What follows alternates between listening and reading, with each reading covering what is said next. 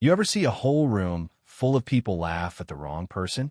I mean, the kind of laughter that hangs in the air, heavy as humidity before a thunderstormy and spirited, smug, like they're all in on the same cruel joke, except for the one who's supposed to be the punchline. That was the courthouse that morning. And that was me, tucked into a faded gray uniform, invisible as dust in the corners, hands tight on a mop handle I'd gripped 1,000 times. Their laughter ricocheted off the marble walls, echoing louder than any gavel, and not a single soul thought I'd ever matter. The thing is, I got used to it. I mean, you mop floors for a living, you get real comfortable being part of the background sometimes. That's safer. But that day, with every sideways glance and whispered joke, something else settled in the pit of my stomach, a kind of stubbornness that only grows when people decide you're nothing before they even know your name. The young lawyers in slick suits, they had it down to an art, throwing jabs loud enough for the gallery to hear, like they were performing for an audience. "Maybe she's here to give us legal advice," one of them said, and everyone within earshot started snickering, even the bailiff, who should have known better. You know what I mean? It wasn't just about getting a laugh, it was about putting me in my place. I just kept my head down, polishing the railings like I was supposed to. It's funny, the things you hear when people think you're not really there, how justice is for people in fancy shoes, how someone like me couldn't possibly understand a thing about it. "Careful, she might start quoting the Constitution next," another lawyer joked, and even some of the jurors peeking in from the hallway caught the punchline. I didn't move. I didn't give them the satisfaction. That silence?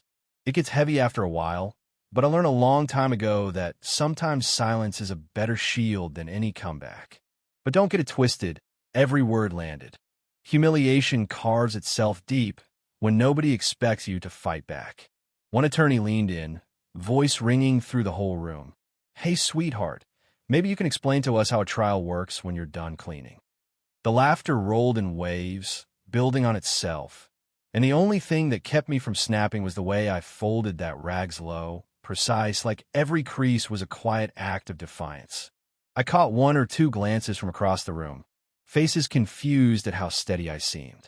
But that's the thing about getting knocked down. So many times you learn how to steady yourself, even when the world's trying to shove you sideways. When the judge's bench finally filled, everyone snapped back to order, but the tension still simmered, thin as a razor's edge. I slipped to my usual bench along the wall. No one told me to. No one stopped me either. I was part of the scenery, or so they thought. From there, I listened. I mean, really listened. Every objection, every bit of testimony, every page that fluttered to the ground, like the one the lawyer dropped at my feet and snapped at me to pick up. I did it quiet, respectful, not a word. But I looked just long enough to see what he'd missed. Just enough to know. Now here's where things started to shift, not that anyone noticed. The case was a mess, statutes misquoted, rulings twisted, lawyers arguing themselves in circles. The gallery yawned and leaned back, bored. The only thing constant was me, silent and still, that old rag clenched in my hand like a lifeline. One woman whispered to her friend, "Strange, isn't it? She hasn't moved all day." Her friend shrugged. "Best thing for people like her is to stay invisible." Maybe. But the longer I sat, the more that silence started to make people nervous. It's funny how being invisible can sometimes turn you into the one thing nobody can stop thinking about. By afternoon, nerves were frayed, voices sharper. One lawyer slammed his folder, muttering about how half the statutes didn't even apply. My eyes flicked up just for a second. I'd seen the page he was working from. I knew exactly where his argument was about to come apart. But I held it in. Sometimes patience is more dangerous than confrontation. At recess, the cafeteria was loud and crowded. I found a quiet spot in the corner, sipped my tea, listened to those same lawyers scramble, arguing over the same statute I knew had been outdated for years. They were so deep in panic they didn't even see me. But I'd seen enough. I'd read those laws in night school, poring over borrowed books while the rest of the world was asleep, and I remembered every word. Yeah, that happened. Recess ended. The trial picked up again. The lawyer who'd mocked me strutted up, waving his papers like a sword, his voice echoing, quoting the very statute he'd butchered in the break room. His opponent fumbled, the gallery tensed, and I sat there, invisible and silent, waiting. When a stack of papers spilled near my feet, I gathered them up, eyes glancing over the top page, just long enough to see the critical flaw. I handed them back, a nod, nothing more. But inside I was ready. And then, just as the arguments were heating up, the judge's gaze flicked my way just a second, but long enough. He'd been watching, I could tell. He asked if the defense had a counter. Silence. Lawyers shuffling, stammering, looking everywhere but at me. That's when the judge did something nobody expected. He spoke directly to me. "You, the maid. You seem attentive. Do you understand what's being argued?" The room froze. Gasps, open mouths, eyes wide. Let me back up a cease. You ever have a moment where everything slows down, like time's waiting on you to speak? That was it. I stood, smoothed my apron, and said, "Yes, Your Honor." The lawyer who'd spent all morning sneering at me tried to protest, but the judge held up a hand. He asked me what I saw in the argument, and I told him calm, measured, not a hint of the nerves boiling in my chest. "That statute's outdated, Your Honor. It was repealed 5 years ago.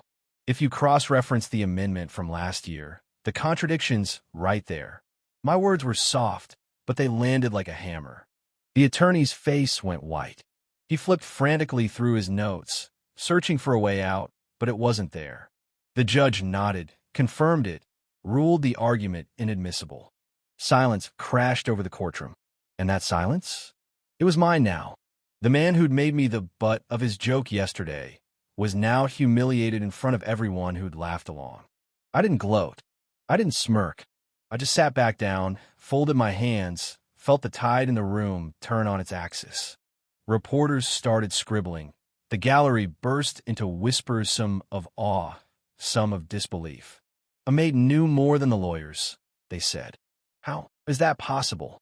The judge's eyes lingered on me, just a flicker of respect, and the young lawyers who'd mocked me now stared at the floor, wishing they could disappear.